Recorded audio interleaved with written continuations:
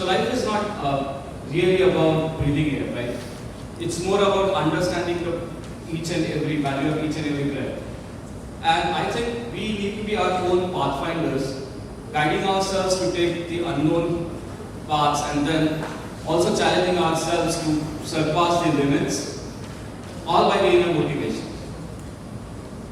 And for that, you need one turning point, which actually allows you to explore your soul out, which allows you to just forget the boundaries, which allows you to dream big and dream out of the box, which also should allow you to challenge the conventions and the comfort. That's exactly my story. The story of Aseem and the story of hope, certainty and light. So the journey started way back in 2002. I was just a student with usual dreams, getting a graduation, then a post-graduation, then hunting for a fancy job with a lucrative salary. But life has its own way. So I happened to attend a program where Lieutenant General Vinayak Patkar, who was then the Corps Commander Kashmir, was a chief guest. And he in his speech said, guys like you should be working in Kashmir. Now back then in 2002, no parent would allow his or her child who is 22 years old to go and work in the state of Jammu and Kashmir. So for them, I took off to a trip of Goa and it landed in Kashmir. The journey started with a school in Kupwara. It was to get a new building and I thought the computers can be a great addition for enriching educational experience of those students. But funds were low. So, but back then the IT companies used to scrap their old used computers. So I got a lot.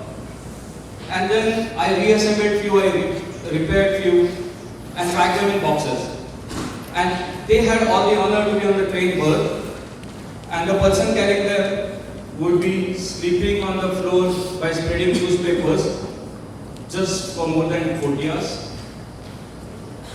But that passion was real, that persuasion was real, and real became the connect with the people of Jammu and Kashmir. That one decision taught me that there is a ray of hope in every darkest of the time. It also actually gave me a trust that there is a warmth and love in every human being. And there are a lot of opportunities if one seeks. So let me give you an example. In 2016, Kashmir again erupted into violence and protests. That would mean missing of classes, cancellation of exams, and mass promotions. They should at least complete their syllabus, is what we thought, and brought 50 students from Kashmir to Pune in 2 batches for 15 days each, and we ensured that they complete their syllabus in our local schools. Then they appeared for the exams confidently, and they also cleared them with conviction. After this, we started getting a lot of calls from Kashmir, every parent calling us and telling, please take my kid to Pune for future studies. Obviously, we were not ready. None of us have any experience of being a full-time guardian. And then those students would be 1,000 miles away from their home. So would they be able to do it? Can we do it? There were a lot of questions, a lot of limitations. But we decided to do it anyway. The schools and tuitions were managed, but we didn't have a home. And then many hands like you joined in, and we converted those 4 groups and 1 hall into a home of Jammu and Kashmir friends. And adding that extra to the ordinary. There are no limits to opportunities. You just have to pick these most challenging one and try get it and success follows. I was traveling in Arunachal Pradesh and I met a very brilliant girl. And while she was very smart, so we got into talking. While talking, she said, I want to become nurse.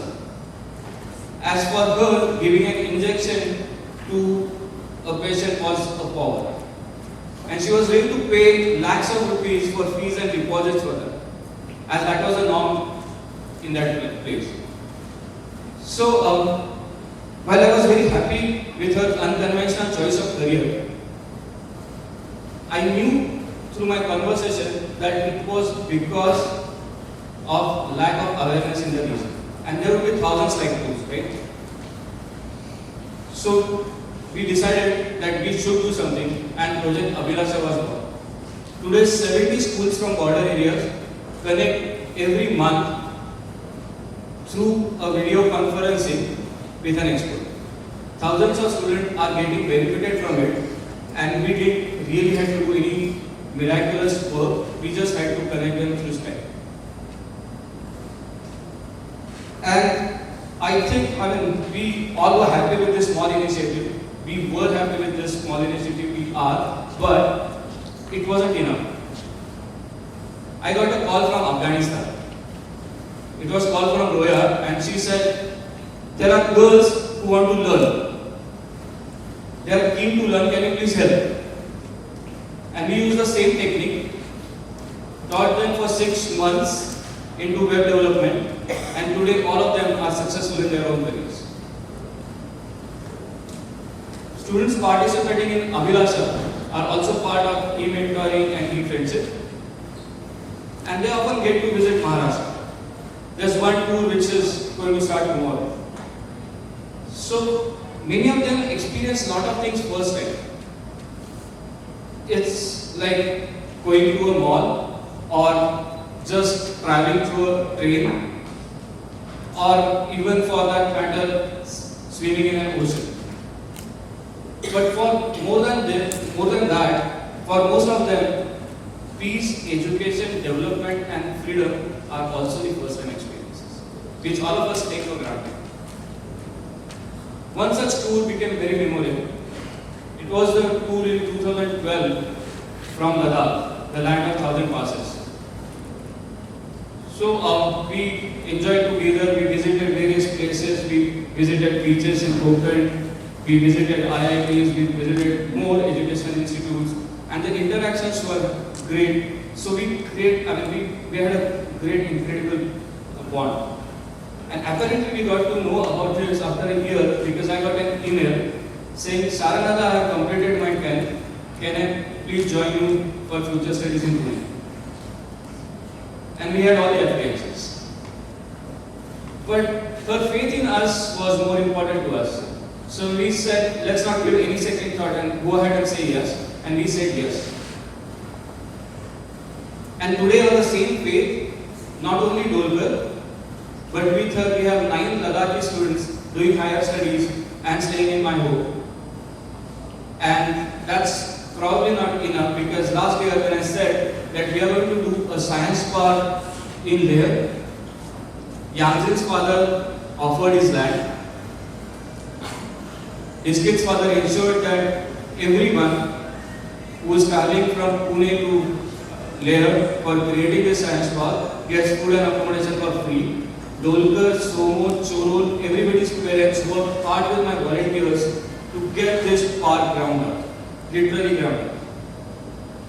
And no student now in Leh has to rely only on books to learn the concepts of science and maths. See, basically it's more about having an order in the chaos. I was in such situation in 2010. I was sitting up in a Dharashuka garden which is in Bijbihara. I'm not sure if how many of you know Bijbihara. It's in Anandnag, which is currently the most vulnerable place. So I was there and I was very angry. I was talking to youths like you, and we were fighting about the current situation because in 2010 Kashmiris were on roads to do protest and thousands of them were hurt and hundreds had lost their lives. And I was agitated, I was angry on them, I was telling them that this is stupid, we should do it. And just to calm me down, Asik came and he gave me an apple in hand. And he said, "Bhaiya, hai nahi kuch karne." And that encouraged me more. So I considered that apple. The local bakeries in Kashmir are very famous. Also the walnuts. So we connected these three dots and came up with a project called Apple Walnut Cookies. We started 2 bakeries then, and when we were just there, when this project was getting successful, the floods of River Jhelum washed all our efforts away. And we were not sure, frankly, what to do, but we were determined, so we persisted. And today, 3 flavors of cookies are getting manufactured in 6 bakeries, and all solely run by women. So 20 women are currently working there, and their hard work and our determination has made this endeavor so much successful that we have orders from Andaman Nicobar to Northeast. Similarly, Poonch, if you have heard of the name Poonch, it's always in the newspaper. It's exactly at the border. Always in news because of the crossfire. So we were invited there, and while we were interacting with the locals, what we found out was there's only one thing common between house and the bunker, and that is kitchen. So what we did was we actually connected the local speciality of walnuts with that kitchen and came up with the concept of caramelized walnuts. And currently there is 3 months of waiting for this product. 15 ladies get routine job, get regular salaries just because of a small concept of caramelized walnuts. We similarly work in Nagaland for exchange tours of students. We work in Uri with sports for integration. We work in Udalgiri with sports for integration. We work with Bodos and started helping them into being a guide in Manas Reserve Forest. We work in Mazuri for environment. We are working in there to avoid the plastic pollution, and so on. Looking from outside, it becomes very difficult to gauge the scope of our work. Just like a problem, the perception of what Asim does changes with what you look at. But let me tell you, in border areas, even a minor change is so powerful and potentially impactful that you need to be very flexible and you need to be very smart to change the scope and the approach towards work, and hence this diversity of projects. But when I retrospect all the work done by Asim, one thing predominantly comes up, and that's probably the mantra of Asim, and that's connecting people. And once you start doing it, the differences disappear, and what establishes is a harmony.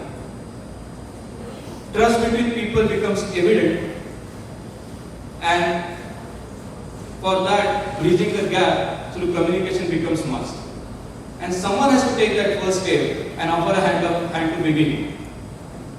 Without waiting for someone else to do it, asking yourself, why not me? Probably that's Asim. So Asim is not an acronym. It literally means without borders. So many times when we go, people ask us, what exactly Asim do? Is enabling 1,000 students through Project Abhilasha on different career, is it Asim? Or then empowered women who are breaking the barriers and are confronting their life the way they want, is Asim? Or then the faces of Ida, Javed, Chorol, Yangzin and Tashi, is it Asim? Or then the activities which we do in medicines, activities which we do in education or with Indian Army, is Asim? Yes, all this is Asim. But not only this. I think Asim is a strong bond between common citizens across regions. ASEAN is that feel of mutual care. ASEAN is the common shared identity of fraternity. ASEAN is solidarity in sufferings and happiness, and ASEAN is communication, trust, and development.